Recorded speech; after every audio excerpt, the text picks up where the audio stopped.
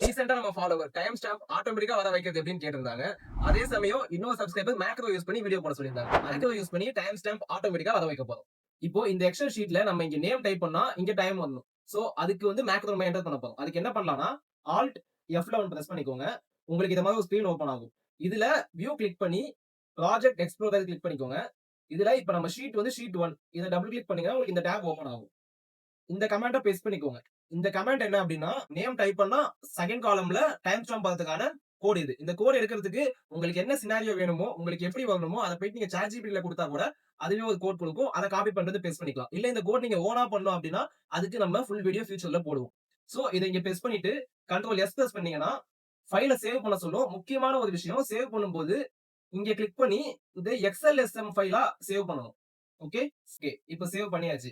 இந்த டேப க்ளோஸ் பண்ணிட்டு இப்ப எக்ஸெல்க்கு வந்தோம் அப்படின்னா, இங்க என் நேம் டைப் பண்றேன். ஆட்டோமேட்டிக்கா டேட் அண்ட் டைம் வந்துரும்.